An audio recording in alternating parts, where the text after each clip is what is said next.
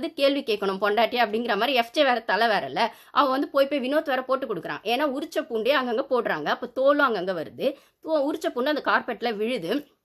இப்படி கசக்கிட்டு போடும்போது ஒரு சில தோலும் ஒரு சில உரிச்ச பூண்டை விழும்போது பிரஜன் ரூம் கிட்ட அந்த டீலக்ஸ் ரூம் கிட்டலாம் அங்கே போய் அவர் க்ளீன் பண்ணும்போது அங்கே போய் அவர் தலை மேலே இப்படி போட்டோன்னே ஃபுல் பூண்டுலாம் கீழே விழுது, தோலும் விழுது சேர்ந்து.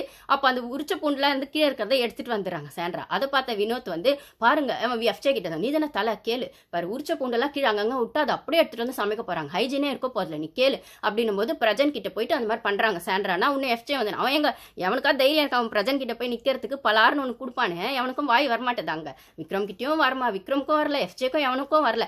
அவன் பொண்டாட்டி செய்யறத அவன் ரசிக்கிறான். அவனுக்கு வந்து கேம் ஆடணுங்கிறத விட பொண்டாட்டி பண்ற அளப்பறையெல்லாம் அவங்கள ரசிச்சிட்டு இருக்கான். அப்படி இருக்கிற பட்சத்துல அவன் வந்து பண்ணிட்டு பிரஜன் கிட்ட போய் தனியாக அந்த பூண்டெல்லாம் போட்டு நல்ல பூண்டு வரைக்கும் கையில் எடுத்துகிட்டு வந்து மிச்சத்தோல்லாம் அவன் பொறுக்கிட்டு இருக்கான். இன்னும் எஃப்ஜே சொல்கிறான், அவர் தானே பொறுக்கிறாரு, பொறுக்கட்டும், அவர் பொண்டாட்டி போட்டால் தானே பொறுக்கட்டும்ன்ற மாதிரி அவன் சொல்கிறான்.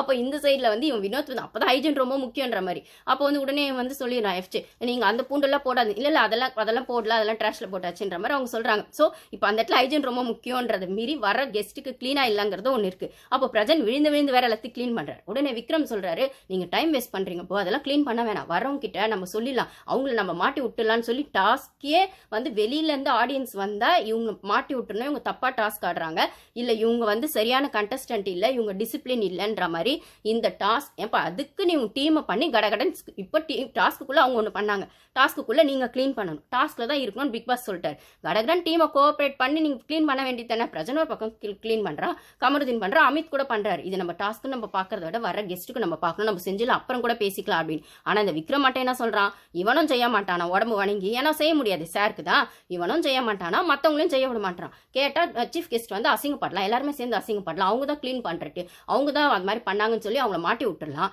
போகட்டும் இப்படி அப்படிங்கிற மாதிரி.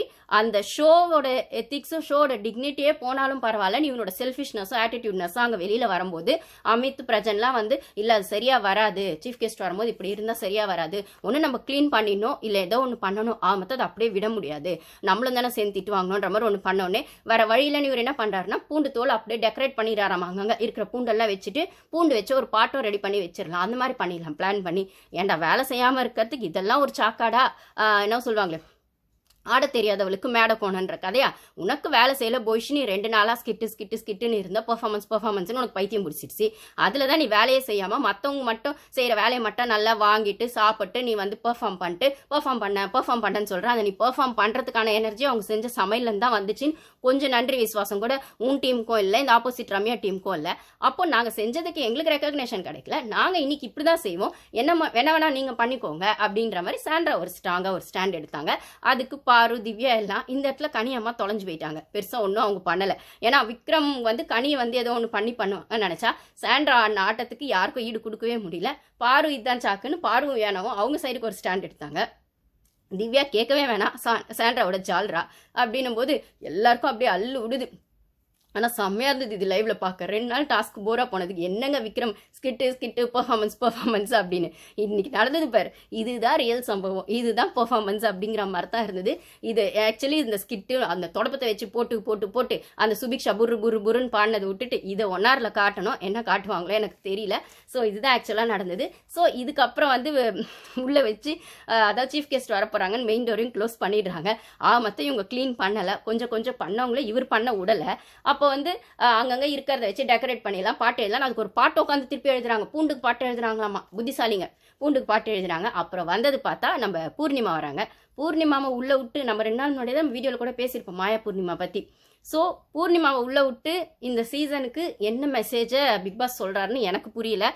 இது டாக்ஸிக்காக போகுதுன்னு வெளில சொல்கிற இடத்துல டாக்ஸிக்காக போன பூர்ணிமாவே உள்ளே விட்டு மாயாவை பற்றி பேச வச்சு இதெல்லாம் சொல்கிற இடத்துல உள்ளே இருக்க கண்டஸ்டன்ஸ்க்கு ஒரு கான்ஃபிடென்ஸ் கொடுக்குறாங்களா, இல்லை இந்த ஷோ இப்படி தான் போகும், அப்போ 2 கேர்ள்ஸ் வச்சு தான் இந்த ஷோ டாக்ஸிக்காக போச்சுன்னா இப்போ நீங்கள் பார்வை டாக்ஸிக்னு சொன்னாலும் இல்லை சாண்ட்ராவை டாக்ஸிக்னு சொன்னாலும் இல்லை இந்த ஷோவே டாக்ஸிக்னு சொன்னாலும் நாங்கள் இந்த ஆங்கிளில் தாண்டா இதை கொண்டு போகிறோம் அப்படின்னு சொல்ல வராங்களா அப்படிங்கிறது தெரியல. இல்லை விக்ரமும் டாக்ஸிக், என்னென்னா விக்ரம்கெல்லாம் எல்லாருக்கும் அப்ரிசியேஷன் ரொம்ப.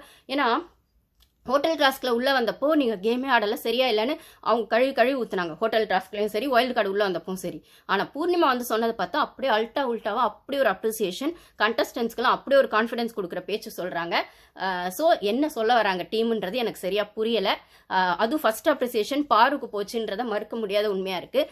எல்லாரும் செம்மையாக கேம் விளையாடுறீங்க, செம்ம கேமஸாக இருக்கீங்க அப்படின்னு தான் ஸ்டார்ட் பண்ணுறாங்க. ஓகே ஃப்ரெண்ட்ஸ், மற்றதை நான் நெக்ஸ்ட் வீடியோவில் பேசுகிறேன். இது லாங்காக போயிடுச்சு. பூர்ணிமாவால் ஒரு ஆப்பு வச்சார் கண்டஸ்டன்ஸ்க்கு. என்ன சொல்கிறது, பூர்ணிமா ரூபத்தில் பிக் பாஸ் வந்து கண்டஸ்டன்ஸுக்கு ஆப் வச்சார், முக்கியமாக விக்ரம்க்கு வச்சார். அதை பற்றி நம்ம நெக்ஸ்ட் வீடியோவில் பேசலாம்.